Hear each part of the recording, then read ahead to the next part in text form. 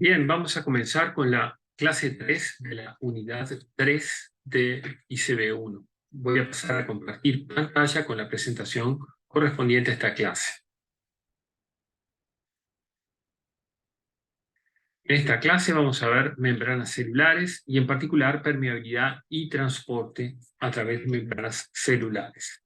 Los objetivos que nos planteamos es que puedan comprender cómo las membranas controlan el tránsito de moléculas entre el interior y el exterior celular, que puedan explicar cómo ocurre el transporte de moléculas hidrofóbicas e hidrofílicas a través de las membranas, en particular de moléculas pequeñas, que puedan realizar un análisis termodinámico del transporte de moléculas a través de membranas, comprender que el transporte de iones a través de membrana está determinado termodinámicamente por el gradiente electroquímico, que puedan definir transporte pasivo y transporte activo, que puedan realizar un análisis cinético del transporte de moléculas a través de membranas. Y finalmente que distingan las dos clases de proteínas de transporte a través de membrana, las proteínas transportadoras o transportadores a secas y las proteínas de canal o canales a secas. Muy bien. Bueno, lo primero que queremos comentar es que la membrana plasmática actúa como una barrera que controla el tránsito de moléculas hacia el interior y el exterior celular. Es decir, las membranas sirven para separar dos compartimientos acuosos, el interior celular y el exterior celular, y permiten que estos tengan diferente composición, es decir, diferentes concentraciones de solutos. Debemos recordar acá que las membranas están basadas en bicapas lipídicas, como vimos en la clase de lípidos. El interior de la bicapa es enteramente hidrofóbico y por lo tanto permeable a moléculas hidrofóbicas e impermeable a la mayoría de las moléculas hidrofílicas. Entonces eso es bien. Finalmente, mencionar que la membrana contiene además numerosas proteínas, entre ellas las proteínas de transporte, que son las que posibilitan el pasaje selectivo de moléculas hidrofílicas, en particular de pequeño tamaño. Y eso es lo que hace que podamos tener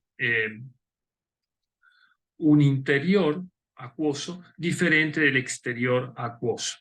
Para ver moléculas hidrofóbicas pequeñas que pueden atravesar la bicapa lipídica, y para moléculas hidrofílicas necesitaríamos proteínas de transporte que permitan ese pasaje.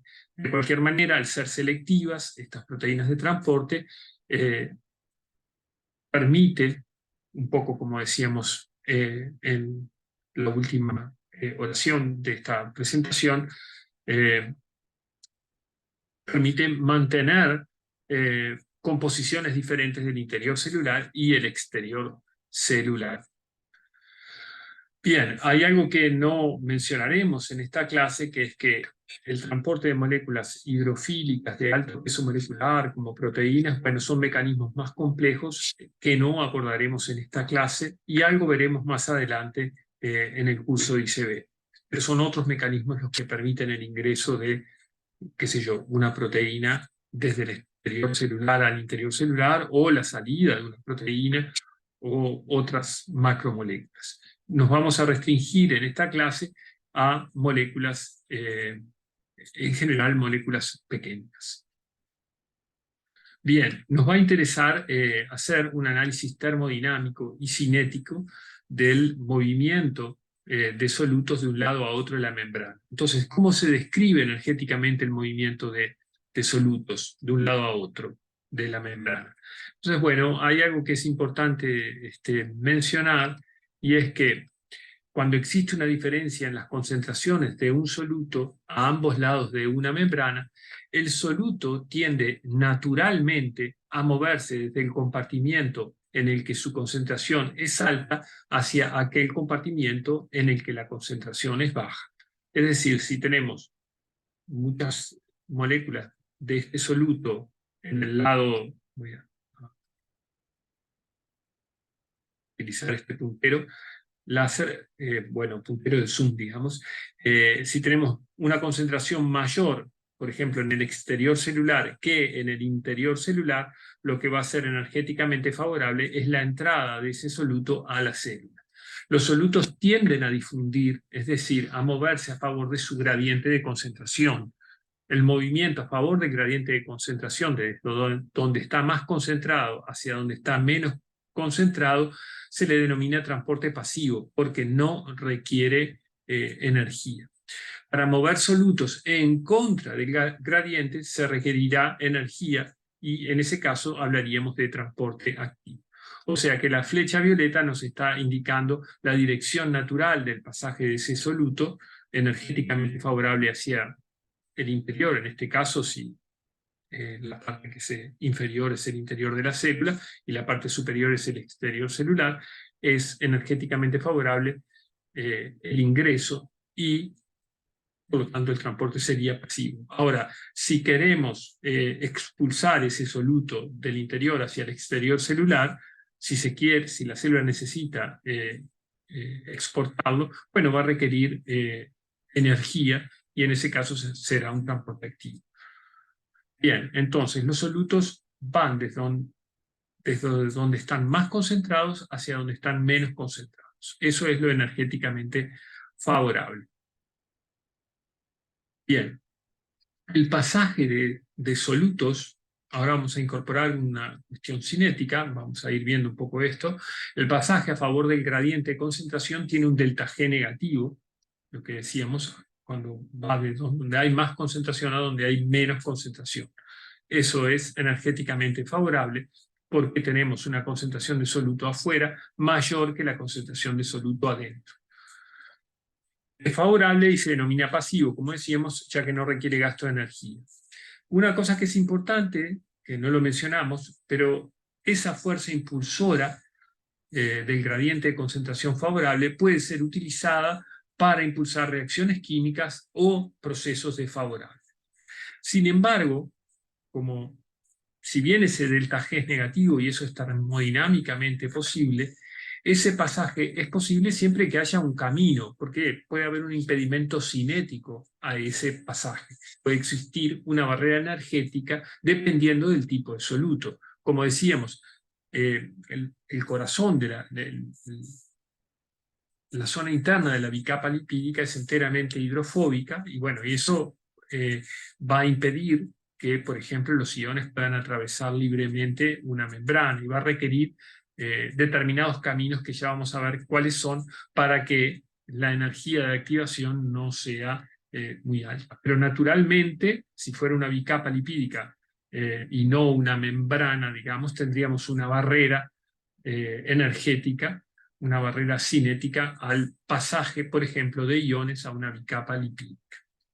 Bien, entonces hay una consideración termodinámica y una consideración cinética, que esto lo vamos a seguir viendo en las diapositivas que siguen. En relación a la termodinámica hay un delta G de la entrada de soluto. Por supuesto, como no es una reacción química, no es una molécula A que se convierte en una molécula B, el delta G estándar no existe porque no tenemos dos moléculas diferentes. Simplemente hay una diferencia de energía libre dada por la diferencia de concentración del soluto fuera y la concentración del soluto dentro de la célula. Entonces ese delta G tendrá un valor de RT logaritmo neperiano de la concentración de soluto adentro, que sería el estado final que estamos planteando, dividido la concentración de soluto afuera, que es el estado inicial que estamos planteando. En este caso tenemos menos soluto dentro de la célula que soluto fuera de la célula, y por lo tanto este cociente es menor que 1, el logaritmo de algo menor que 1 es negativo, y como R y T son positivos, recuerden que R por T era 0,616, este cociente es menor que 1, el delta G es menor que 0.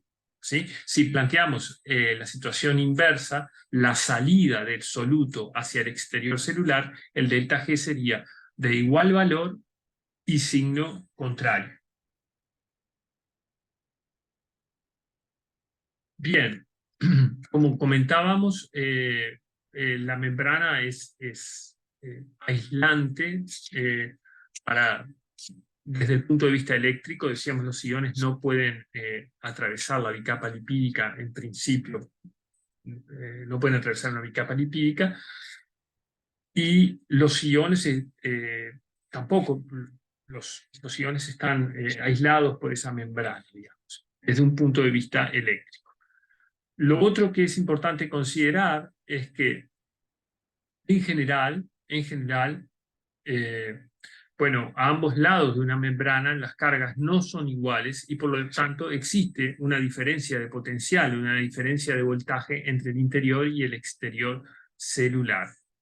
La membrana es aislante desde el punto de vista eléctrico. El interior de las células es en general negativo respecto del exterior celular.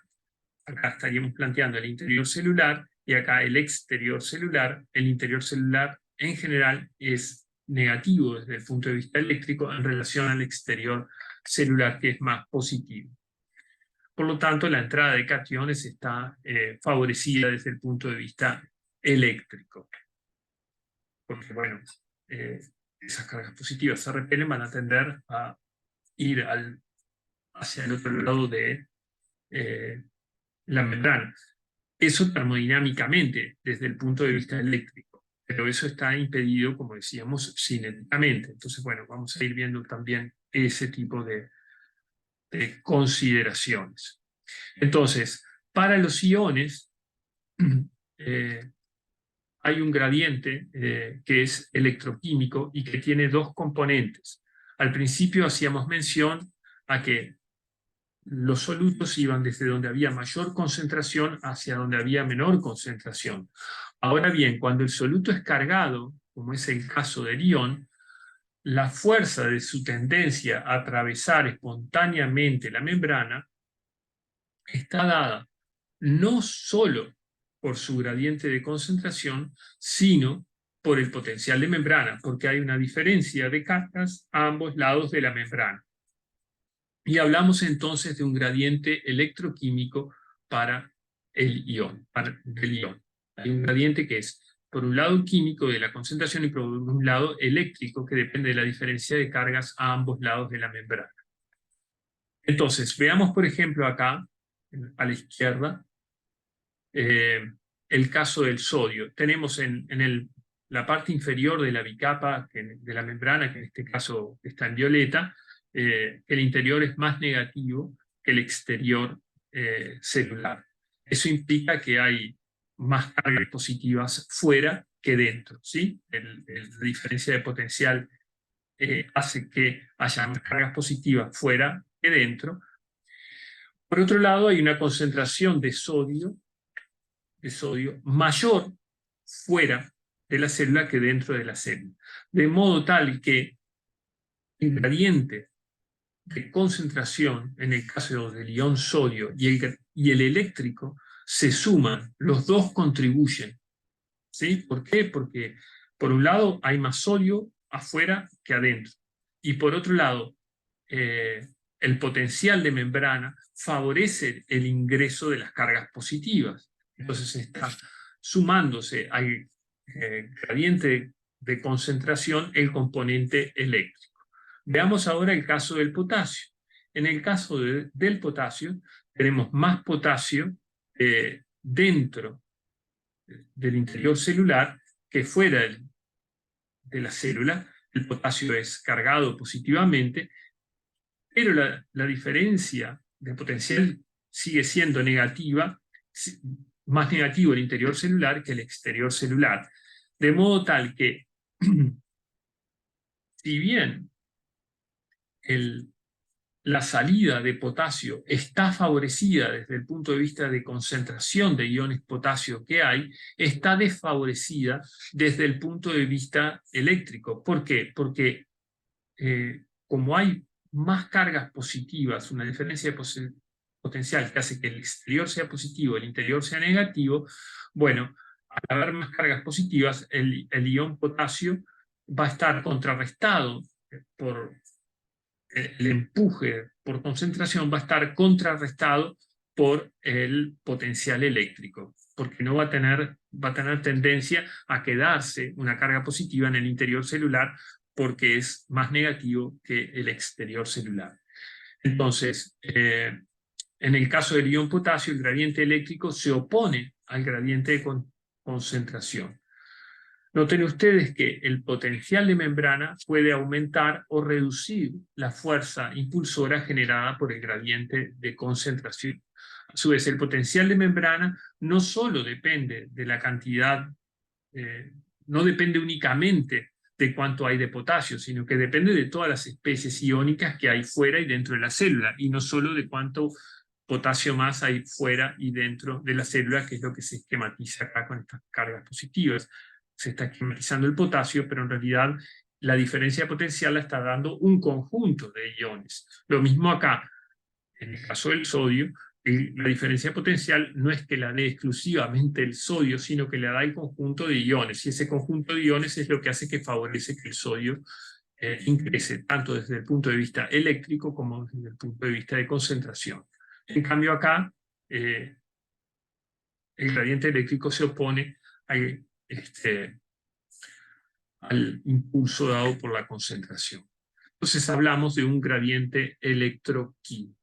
Entonces la fuerza impulsora es el gradiente de concentración para los solutos, pero cuando esos solutos son iónicos, la fuerza impulsora termina siendo el gradiente electroquímico. Y dependiendo de cuánto está pesando el gradiente de concentración y cuánto está pesando el gradiente eléctrico, será en definitiva el balance total de energético para un ion en particular. Muy bien. La magnitud de la barrera energética impuesta al movimiento, impuesta por las bicapas lipídicas depende del tipo de soluto. Acá estamos hablando de bicapas lipídicas. Recuerden que las membranas son bicapas más proteínas. Entonces, es más simple en principio ver qué pasa con el transporte a través de las bicapas, y después vamos a ver qué pasa con las moléculas que necesitan asistencia para el transporte. Entonces, si tenemos una bicapa lipídica, el interior de la bicapa lipídica es enteramente hidrofóbico, y bueno, eso en alguna medida determina que las moléculas hidrofóbicas pequeñas, como el oxígeno, el anhídrido carbónico, el óxido nítrico, el benceno, bueno, estén favorecidas cinéticamente. Esas atraviesan a favor del gradiente de concentración, pero además no tienen ninguna barrera energética para ese pasaje. Noten ustedes que la categoría de moléculas pequeñas hidrofóbicas tiene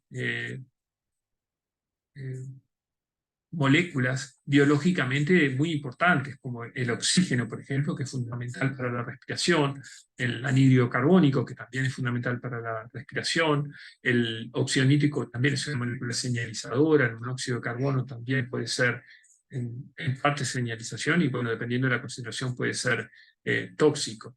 Estas moléculas son muy pequeñas y poco polares, son normalmente gases.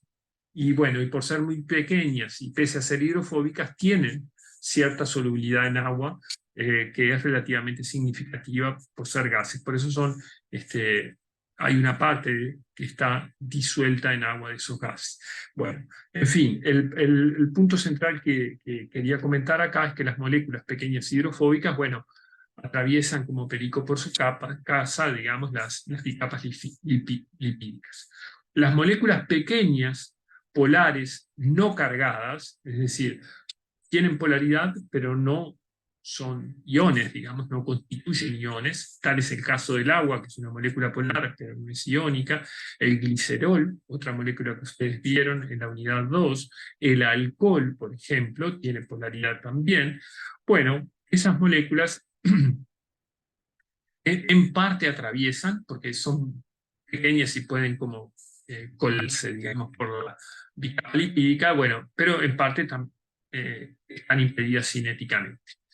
Las moléculas polares medianas no cargadas, ahí el término medianas puede ser relativo, pero nos estamos refiriendo básicamente a azúcares como la glucosa o la fructosa o el azúcar de mesa, la sacarosa, bueno, están aún más impedidas cinéticamente porque ya son de un tamaño mayor, y el tamaño también cuenta en cuán impedida está cinéticamente el pasaje. Entonces, en parte pasan poco y en su mayoría, bueno, están impedidas el pasaje. Los iones, o sea, las moléculas que están cargadas, los iones inorgánicos y las moléculas cargadas, esto incluye a los protones o hidrogeniones, como el protón es una simplificación, ¿no? Los hidrogeniones, el sodio, el potasio, el sodio más, el potasio más, el calcio 2 más, el cloruro menos, los aminoácidos que están cargados también, positiva y negativamente, y dependiendo de la cadena lateral pueden tener una carga adicional, el ATP, que tiene los grupos fosfatos cargados negativamente. Bueno, los iones no pueden atravesar la bicapa lipídica, que es enteramente impermeable a los iones. Entonces vamos a ver qué soluciones hay a esto. Y finalmente, las macromoléculas como las proteínas, el ARN, el ADN, no atraviesan la bicapa lipídica, y hay otros mecanismos para el transporte. Hay una cuestión de tamaño, digamos, en ese sentido, como no pueden atravesar la bicapa lipídica, y hay otros mecanismos para importar o exportar ácidos nucleicos o proteínas a la célula. Finalmente, la situación de los lípidos es diferente y la veremos a continuación. Entonces, bien, en el caso de los lípidos, ¿qué pasa con ellos? Digamos, bueno, los lípidos son los lípidos completamente hidrofóbicos, bueno, pueden pasar las membranas por difusión simple, porque, bueno, atraviesan el corazón hidrofóbico de una manera sencilla. Lo que los lípidos van a requerir justamente es proteínas que los transporten en los dos compartimientos acuosos, es decir, acá tenemos la bicapa en violeta, la molécula lipídica es este óvalo en azul, pero claro, este lípido enteramente hidrofóbico no va a requerir de una proteína que lo transporte en este compartimiento acuoso y otra proteína que lo transporte dentro de la célula también. Es decir, puede atravesar la bicapa, pero requiere de proteínas que lo transporten dentro, que lo transporten en los compartimientos acuosos. Entonces, bueno, los lípidos completamente hidrofóbicos pasan las membranas por difusión simple. Muchos lípidos anfipáticos usan transportadores para moverse de una bicapa a la otra. Recuerden, los lípidos anfipáticos, por ejemplo, pueden ser fosfolípidos, que tienen una parte polar y una parte hidrofóbica, o otro tipo de un ácido graso, por ejemplo, un ácido orgánico de cadena larga, también es anfipático porque tiene un carboxilato en un extremo y luego la cola hidrocarbonada. Y si bien la cola hidrocarbonada es hidrofóbica, bueno, tiene una zona, una región que es polar.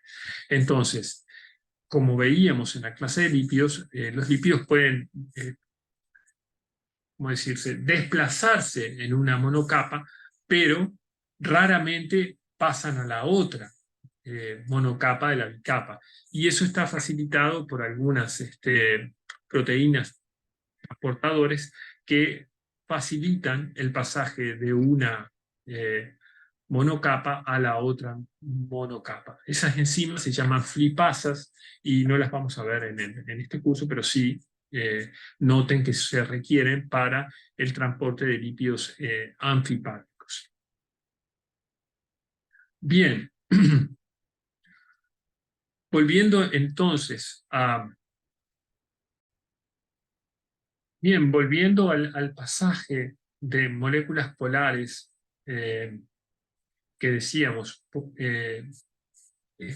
está impedido cinéticamente, las proteínas de transporte de la membrana plasmática, insertas en la membrana plasmática, disminuyen la barrera energética del pasaje de solutos polares a través de las bicapas lipídicas.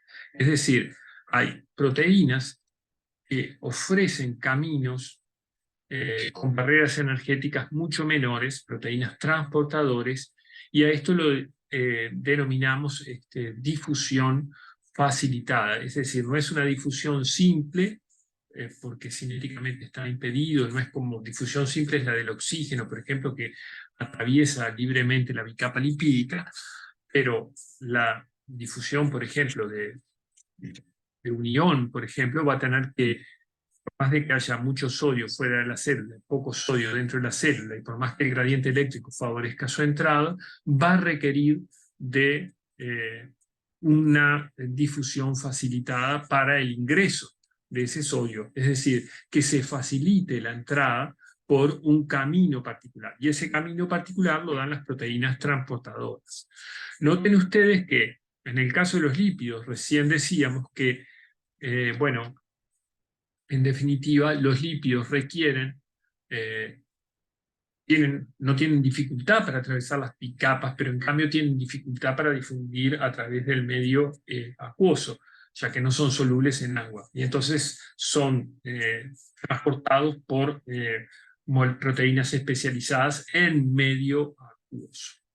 Acá, para las moléculas polares, tenemos el caso contrario. En alguna medida necesitamos el transporte a través de la bicapa.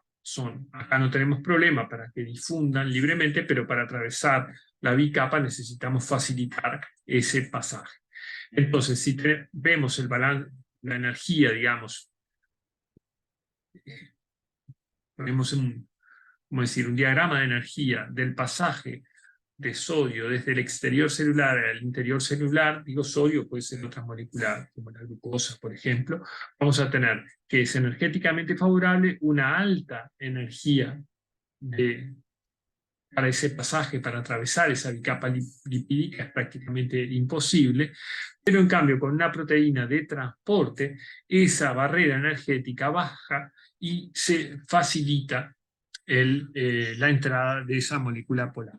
Estas proteínas de transporte son en general selectivas y eso permite a la célula regular su composición interna. Es decir, no hay una proteína de transporte que permitan entrar a cualquier ion o a cualquier molécula polar. Hay transportadores para unión, transportadores para otro ion, transportadores para la glucosa, transportadores para fructosa, para otros azúcares, transportadores para distintos aminoácidos.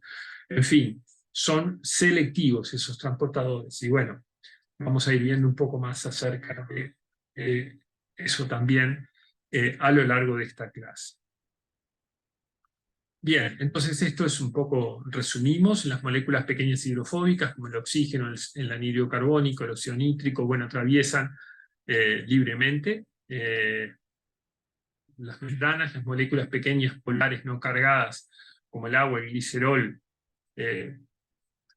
pueden atravesar, pero también no tan libremente. Las moléculas polares medianas no cargadas ya es más impedido el pasaje, algo pueden atravesar, pero es más impedido, y los iones inorgánicos y las moléculas cargadas no pueden atravesar y tampoco las proteínas o ácidos nucleicos. Entonces, lo que decíamos, esas moléculas hidrofóbicas atraviesan por difusión simple, pasivamente, a favor del gradiente de concentración, de mayor a menor concentración y sin impedimento cinético. Los solutos polares también van a favor del gradiente de concentración. En casi todos los casos se mueven utilizando proteínas de transporte o difusión facilitada. El agua se mueve por difusión simple, pero también existen transportadores para agua, que se llaman acuapolinas, que facilitan la difusión. Los lípidos hidrofóbicos pasan las membranas por difusión simple, los completamente hidrofóbicos, y muchos lípidos anfipáticos utilizan transportadores para moverse de una monocapa a la otra. Muy bien. Por supuesto, después vamos a ver que, o sea, acá estamos viendo el pasaje termodinámicamente sumado a un balance cinético que puede requerir de facilitadores que son las moléculas de transporte. Pero también vamos a ver que cuando el transporte en contra del gradiente de concentración puede requerir el acople energético. Eso lo vamos a ver más adelante. Entonces ahora nos vamos a centrar en el pasaje de moléculas polares por transportador, por proteínas que facilitan el transporte. Entonces las proteínas de transporte son de dos tipos. Esta es una cosa importante a retener. Hay dos tipos de proteínas de transporte. Las proteínas canal, o canales simplemente, y las proteínas transportadoras o transportadores a secas. A estos también se les llama carriers, que es como el nombre en inglés, digamos. Transportadores no es la más, ¿cómo decir?, la traducción más feliz. Quizás acarreadores sería como una palabra más adecuada, pero no hay una palabra perfecta para carriers. Las proteínas canal discriminan por carga y tamaño.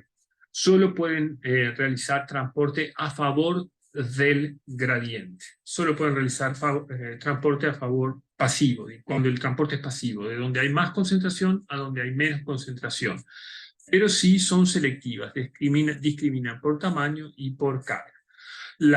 Los transportadores o carriers, bueno, en este caso los solutos se encajan en sitios de unión y son transferidos mediante cambios de conformación. Pueden realizar transporte a favor o en contra del gradiente de concentración. En este último caso va a requerir energía para impulsar el transporte en contra del gradiente de concentración. Es decir, las proteínas canal no cambian de forma durante el pasaje de soluto de un lado a otro y solo pueden realizar transporte a favor del gradiente de concentración. Es decir, el canal puede estar cerrado o abierto, pero no es que cambie de forma. En cambio, los transportadores de solutos, bueno, tienen dos conformaciones, una conformación abierta y una conformación que encajan los solutos de un lado y luego eso cambia de forma y permite el pasaje hacia el otro lado de la membrana.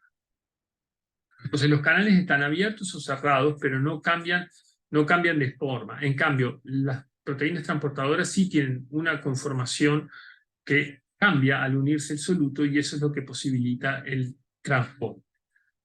O sea, cambia la conformación durante el transporte de la molécula. Si el canal simplemente está abierto, pasa, está cerrado, no pasa. Pero la proteína no cambia de conformación durante el transporte, En cambio, en los transportadores sí hay un cambio de la conformación durante el transporte. Acá esto es lo que vemos, el soluto A encaja en el sitio activo del transportador, el transportador cambia de forma y luego A se desprende hacia el interior celular. Bien, esa es como la diferencia importante. Por otro lado, los transportadores pueden realizar transporte tanto pasivo como activo. En cambio, los canales solo pueden transportar, como decíamos, a favor del gradiente de concentración. Algo de esto ya habíamos visto en la clase de lípidos. Las proteínas canal forman precisamente un canal hidrofílico en la membrana que tiene un corazón hidrofóbico formado por la bicapa lipídica.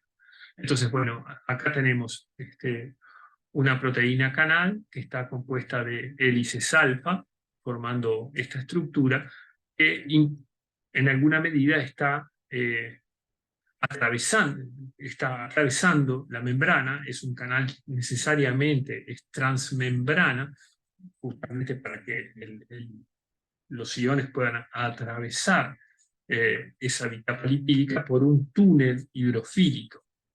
Bueno, acá tenemos otra manera de representar esto. Tenemos la bicapa lipídica ya más en 3 dimensiones. Tenemos la bicapa lipídica, una capa, y la otra capa. Y acá tenemos transportador que está formado por varias hélices alfa, y estas hélices alfa, noten ustedes que generan un túnel, un canal hidrofílico a través del cual atraviesa el ion. Lógicamente, esas caras de las hélices alfa, acá hay una hélice alfa, una segunda, una tercera, una cuarta, una quinta hélice alfa. La cara que mira hacia el interior de la bicapa y que permite el pasaje del ion, lógicamente va a ser hidrofílica.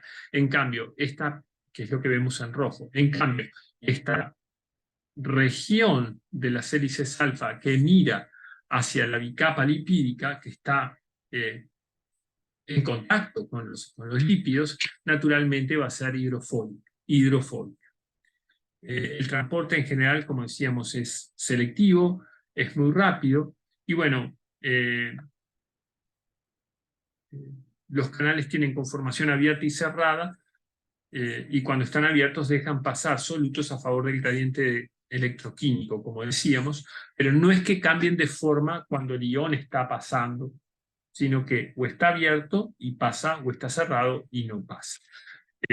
También mencionar que hay canales iónicos que están formados enteramente por hélices alfa, como es este que vemos acá, y hay otros canales iónicos que forman una especie de barril beta, lo que se denomina barril beta, que es como un cilindro de lámina, una lámina beta plegada como formando un cilindro, y bueno, hacia el interior de ese cilindro hay un hueco hidrofílico de determinado diámetro, lógicamente, y con determinadas características que permite el pasaje de iones.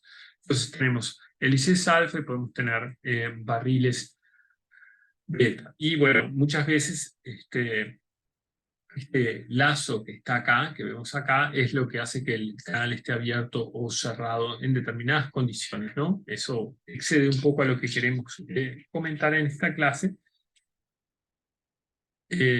Y bien, un poco ese es el asunto. Acá estamos viendo un canal de potasio, que es un filtro selectivo que permite el pasaje de potasio, y este pasaje selectivo de potasio y no de otro ion está determinado por la carga de ese ion, que es +1, no es un ion divalente como el calcio o el magnesio o el manganeso, en fin, sino que es monovalente, y por el radio atómico de ese ion, que es determinado radio atómico, bueno, es uno para el potasio y es otro diferente para el sodio.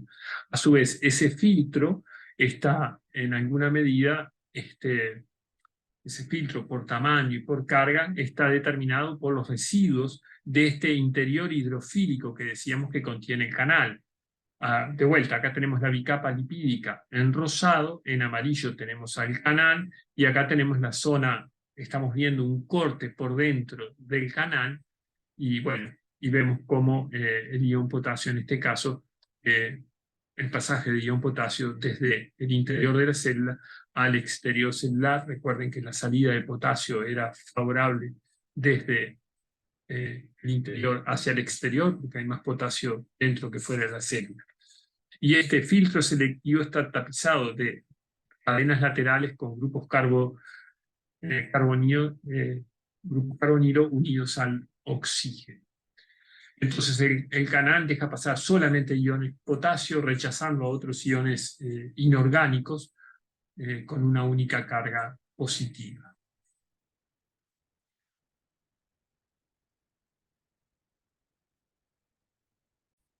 Y esa selectividad, como decíamos, está determinada por estos grupos acá, que bueno, que son los que hacen posible que el potasio, por ejemplo, no el sodio, pueda pasar. Y bueno, por ejemplo, permite que el catión se desprenda de su agua asociada durante su pasaje por el ion, y no le deje pasar al agua por el interior del canal. Acá tenemos una vista desde arriba del canal, digamos. En este canal estamos viendo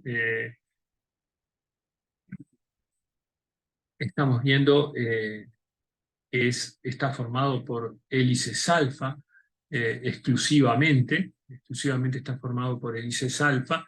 El canal en amarillo están moléculas de lípido, y las hélices alfa es el canal, que están formados, como decíamos, por un cilindro de hélices alfa, y acá en verde vemos el ion potasio visto desde arriba, y acá los residuos de cadenas laterales de ese túnel, de ese canal que permite el pasaje de sodio. Bien, después decíamos que además de los canales, que solo permiten el pasaje a favor del gradiente de concentración y que no cambian su conformación durante el transporte, tenemos a los transportadores o carriers o acarreadores, como quieren, a veces como se le quiera traducir, digamos. El nombre más común es transportadores o carriers. En este tipo de moléculas el transporte es consecuencia de un cambio de forma. Es decir, esto que ya dijimos, los transportadores se unen específicamente, tienen sitios específicos para los solutos que transportan. Acá tenemos un hexágono para el soluto A y tenemos un sitio que es complementario con el hexágono, y lo mismo acá, otro sitio para otra molécula A. Al unirse el soluto A, el transportador cambia de forma y libera al soluto A al interior celular. Esto es lo que bueno, se conoce como ping-pong, es un nombre que bueno, hace referencia a ese cambio conformacional durante el transporte. Entonces, esta es una diferencia fundamental con las proteínas canal. Acá estamos viendo un esquema de un transportador de lactosa. La lactosa es un disacárido que está en la leche, ¿verdad? Y bueno, y este transportador, bueno, es de hélices alfa, que son todos esos cilindros que se observan allí. Y acá tenemos la molécula de lactosa, y acá tenemos una conformación y la otra conformación. Nótese que se obtuvo la estructura cristalina en dos conformaciones de la proteína, una abierta al medio extracelular y la otra abierta hacia el citosol celular. Las proteínas de membrana son de difícil cristalización, ahora está siendo bastante más fácil por nuevas técnicas de microscopía electrónica en frío, pero durante mucho tiempo fue como muy difícil, y bueno, justamente por esa dificultad de aislar las proteínas de membrana, porque tienen partes enteramente lipofílicas, y entonces es muy difícil aislarlas en solución acuosa y cristalizarlas. Entonces fue durante mucho tiempo un impedimento. Pero aún así se obtuvieron cristales de transportadores, y bueno, en este caso estamos viendo las dos conformaciones congeladas de ese transportador de lactosa en este caso. Muy bien. Esto que comentábamos del cambio de conformación es una diferencia con los canales. Pero además es importante mencionar que, a diferencia de los canales, los transportadores o carriers pueden llevar soluto, acarrear soluto, transportar soluto, tanto a favor como en contra de su gradiente de concentración o de su gradiente electroquímico, dependiendo si es una sustancia polar neutra o si es una sustancia polar e iónica, si es un ión, digamos. Entonces, recuerden, acá recordamos que a veces, recordamos que el transporte pasivo no requiere energía, es a favor del gradiente de concentración, pero a veces requerimos de un transporte activo en contra del gradiente de concentración o del gradiente electroquímico. Y bueno, en ese caso se requiere acople. Alguien tiene que energéticamente pagar el costo de sacar esa molécula fuera de la célula o ingresar una molécula a la célula en contra del gradiente electroquímico o el gradiente de concentración, dependiendo, como decíamos, si es un ión o simplemente es una molécula polar pero neutra. Entonces, bueno, las moléculas los transportadores o carriers pueden realizar acople. Y eso es un poco lo que vemos acá, en esta imagen. Ese transporte activo, porque requiere aportar energía para el transporte, bueno, puede estar de diferentes maneras. Una manera es por cotransporte. Acá es importante que vean que el gradiente electroquímico, la molécula a transportar es la pelotita amarilla, digamos. El gradiente electroquímico favorece la salida de esa molécula. Pero en algún momento puede ser necesario que ingrese ese ion a la célula. Entonces, si es necesario que ingrese ese ion a la célula por determinadas condiciones intracelulares, necesidades de la célula, bueno, va a requerir energía porque va a ir en contra del gradiente electroquímico el ingreso de ese soluto amarillo. Entonces, una solución del ingreso de esta molécula en contra del gradiente de concentración, es decir, de donde hay menos a donde hay más, es el cotransporte, a veces a esto se le llama transportador acoplado, en el cual se acopla el transporte cuesta arriba del soluto amarillo con el transporte cuesta abajo de otro soluto que es el rojo. Entonces el rojo se está moviendo a favor del gradiente de concentración y impulsa el pasaje del soluto amarillo. Esto es el cotransporte.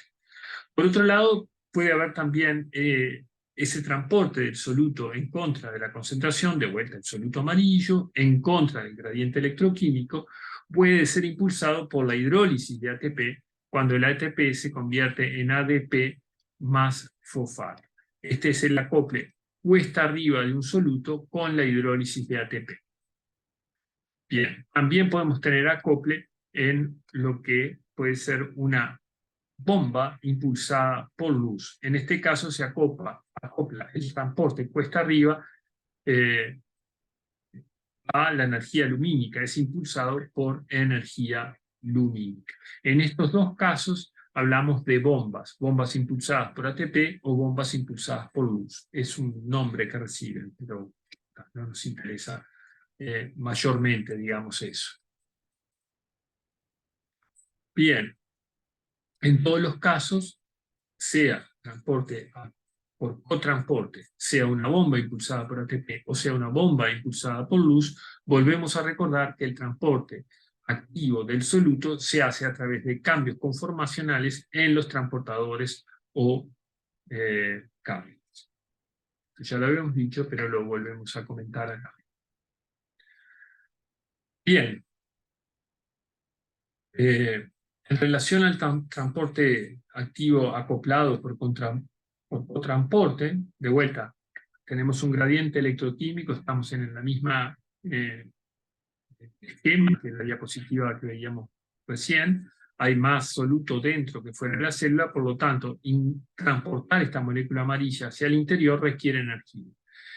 Cuando es cotransporte, simplemente comentar que el ion cotransportado puede ir, el ion cotransportado que posibilita transportar al soluto amarillo, lógicamente siempre va a ser a favor del gradiente de concentración.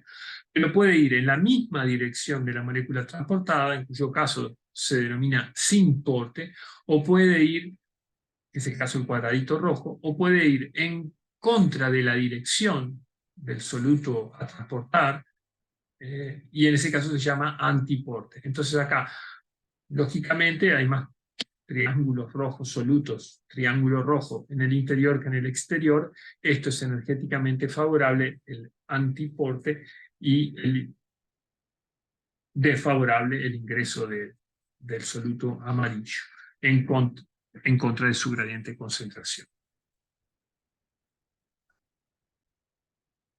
Noten ustedes que en el transporte acoplado, cotransporte, se gasta el gradiente químico o electroquímico de un soluto para transportar un segundo soluto en contra de su gradiente. En otras palabras, se transporta un soluto energéticamente cuesta abajo para acarrear a un segundo soluto energéticamente cuesta arriba.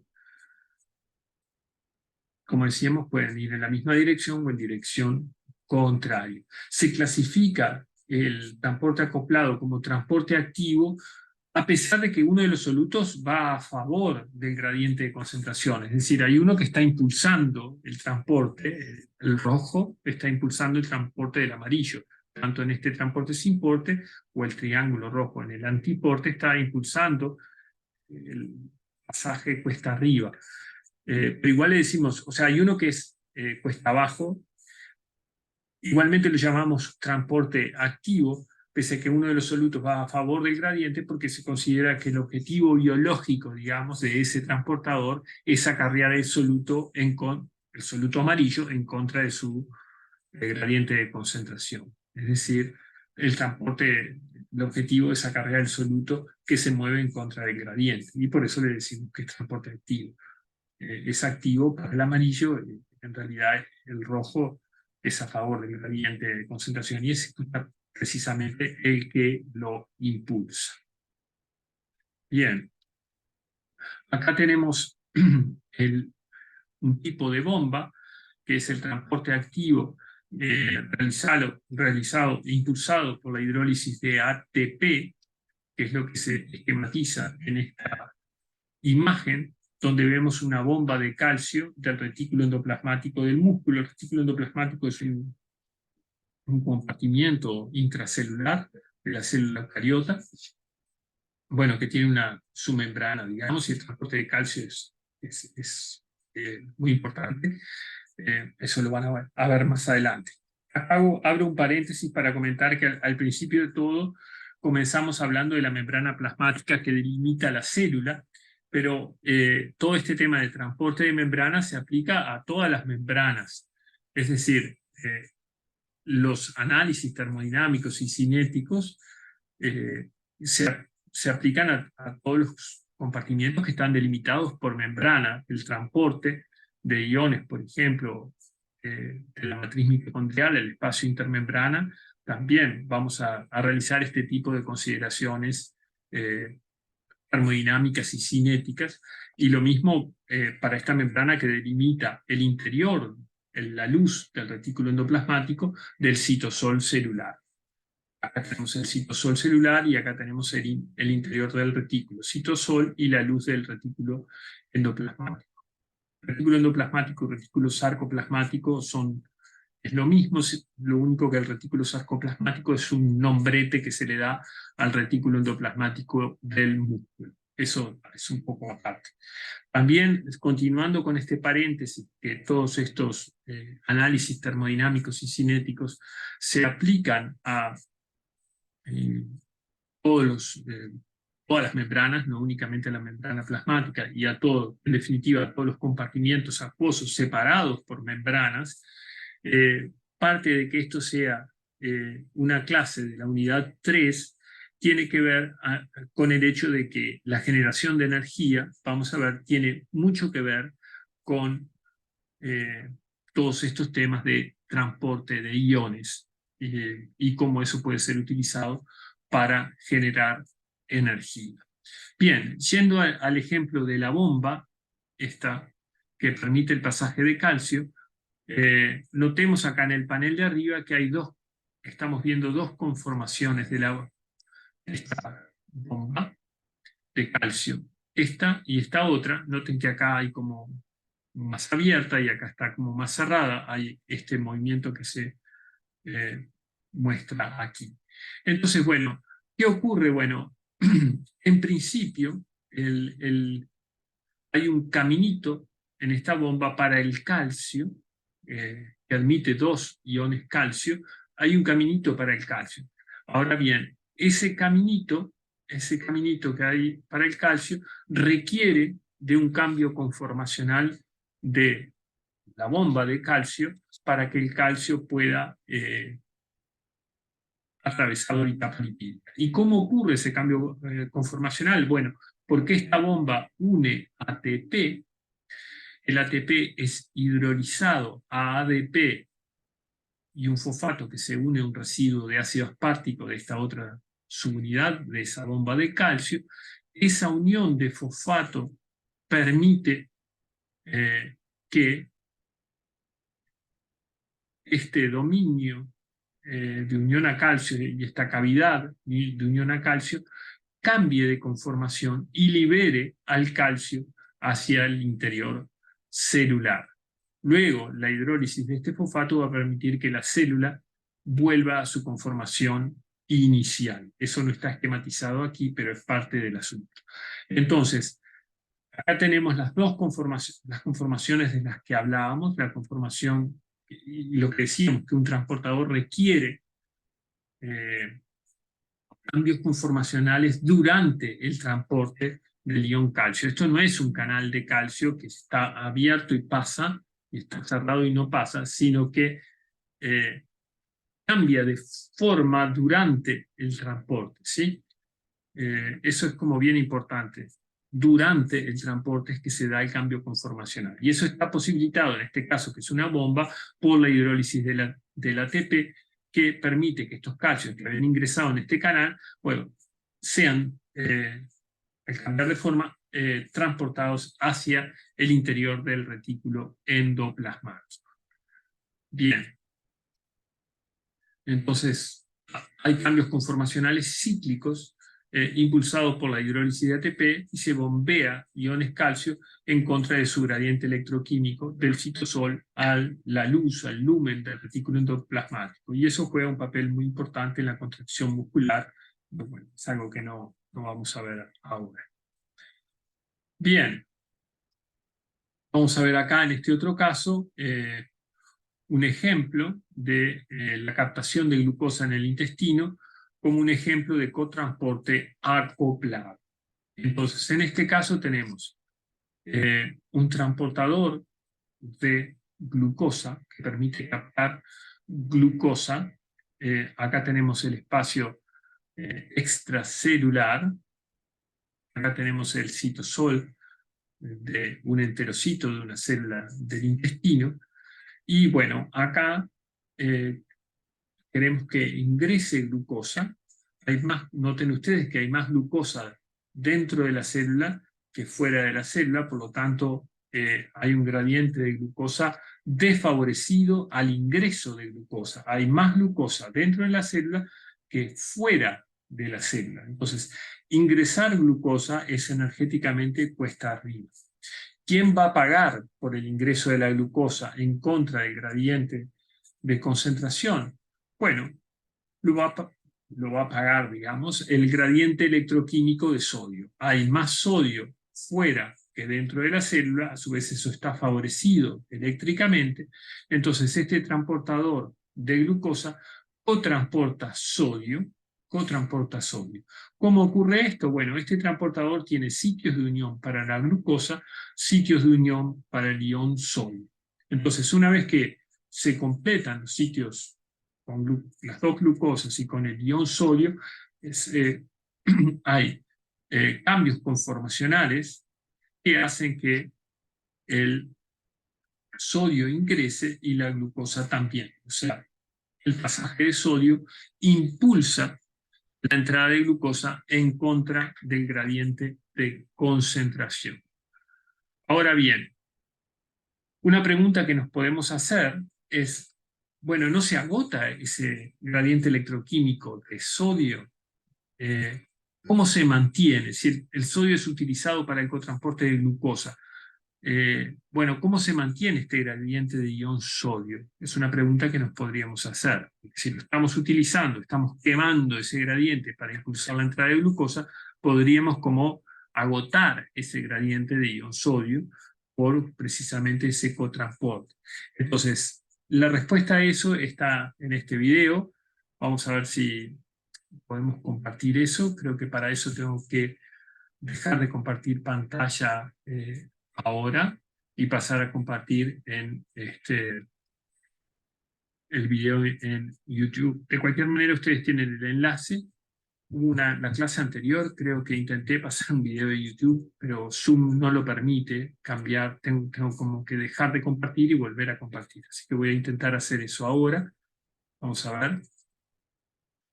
Voy a compartir ahora pantalla y voy a compartir entonces el video de la bomba de sodio y potasio. Acá vamos a ver otra bomba, que es la que en definitiva permite mantener ese gradiente de sodio que a su vez permite el ingreso de glucosa en el intestino.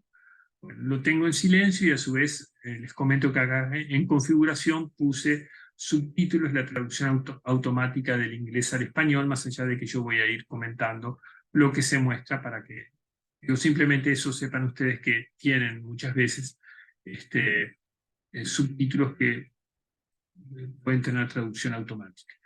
Bueno, entonces vamos a ver esta bomba de sodio y potasio, que es lo que permite mantener ese gradiente de sodio, que a su vez permite la entrada de glucosa y algunos otros procesos. Entonces, ¿cómo se mantiene ese gradiente? Bueno, ahí tenemos la bicapa lipídica. El transporte activo es un tipo de transporte celular que requiere el aporte de energía en forma de ATP. Las proteínas que realizan este transporte a menudo se denominan bombas, que eso era lo que decimos. Acá tenemos entonces la bomba de sodio y potasio. Tenemos más sodio fuera que dentro de la célula, tenemos más potasio dentro de la célula que fuera de la célula, ¿sí? Vayan notando ustedes que acá tienen sodio como círculos y potasio como triángulos. Noten ustedes que en esta bomba tienen sitios para el sodio y sitios para el potasio. Esas bombas fuerzan el pasaje entonces de iones en contra del gradiente de concentración.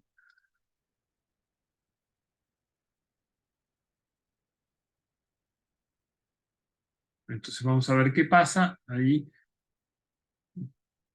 queremos mover sodio en contra del gradiente de concentración. Este sodio queremos moverlo hacia afuera y eso va a estar impulsado por la bomba. El trabajo de la bomba de sodio y potasio es mover iones sodio fuera de la célula.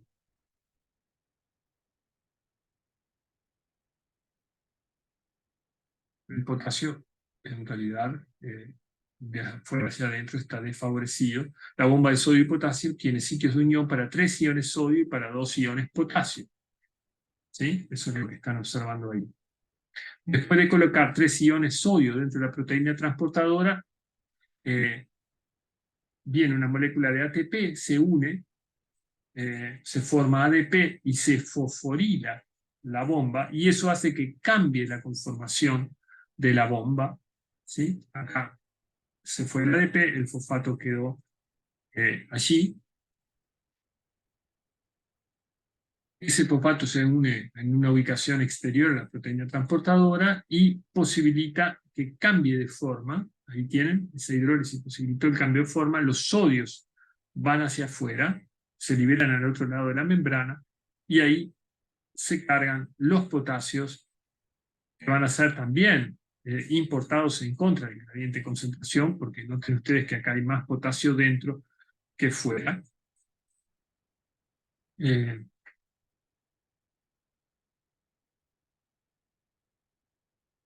Y eso es impulsado por la hidrólisis del fosfato que estaba unido y ahora libera los 2 potasios hacia el interior celular. Entonces, ¿quién está pagando por mantener ese gradiente electroquímico y mantener el sodio a alta concentración fuera de la célula? Bueno, lo está pagando la hidrólisis del ATP, que es la que está impulsando el cambio de forma de esa bomba. Y bueno, luego el transportador recupera su forma inicial completando el ciclo. Noten que por cada 3 iones de sodio que salen de la célula, ingresan 2 iones de potasio.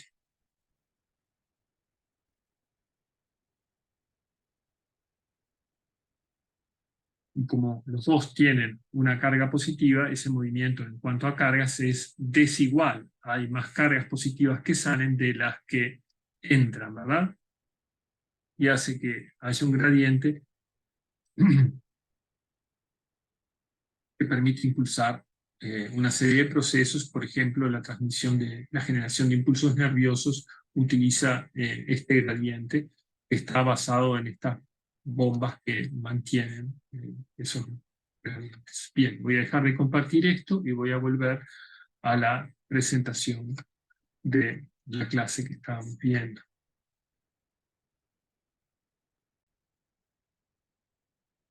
Bien, vamos a ver ahora algunos ejercicios, algunos creo que son simples. Dice, ¿cuál de las siguientes especies químicas atravesará una bicapa lipídica por difusión simple? Ion sodio más. No, definitivamente no, porque los iones no pueden atravesar las capas lipídicas. Es impermeable a los iones, por lo tanto, el sodio no. El ATP tampoco, porque el ATP, bueno, es extremadamente polar, pero además es un ion, porque el fosfato tiene carga. Recuerden ustedes que el ATP tiene cargas negativas por los fosfatos. Entonces, bueno, eh, nada, tampoco puede atravesar.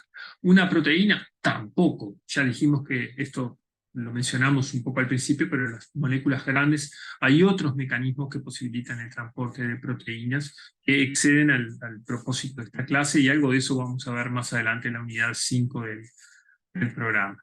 Y luego, el oxígeno, sí, porque bueno, el oxígeno es una molécula pequeña y además enteramente hidrofóbica, por lo tanto puede atravesar por difusión simple, es decir, a favor del gradiente de concentración, no requiere energía, desde donde hay más hacia donde hay menos ingresará el oxígeno.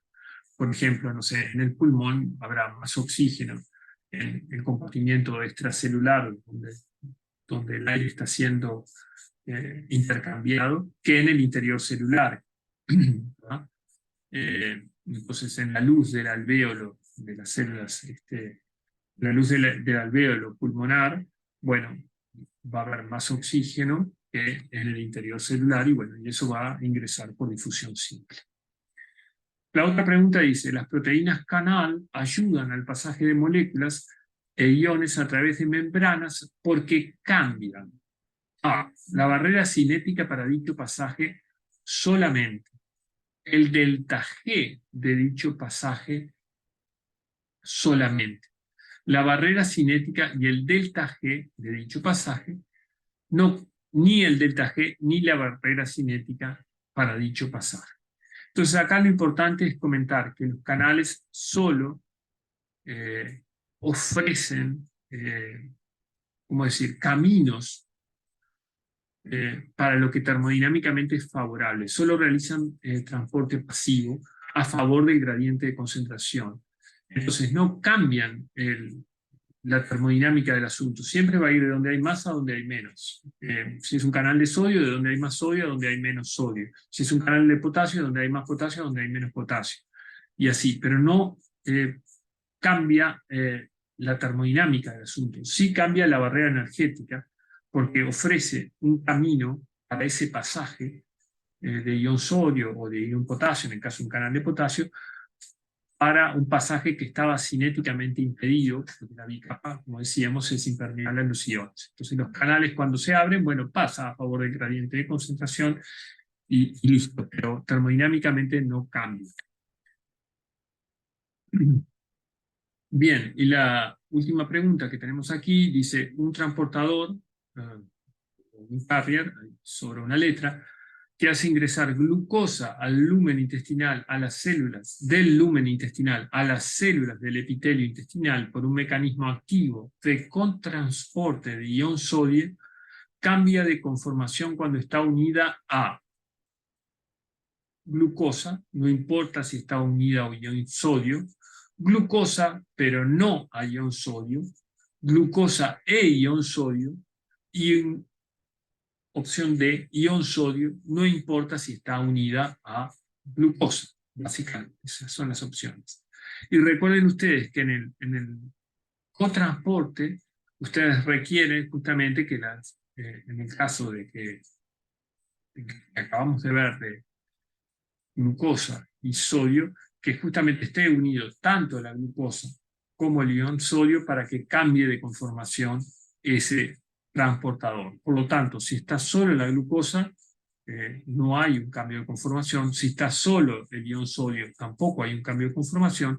Se requiere que estén ambos iones para que se dé el cambio de conformación. Esto es lo que observamos acá.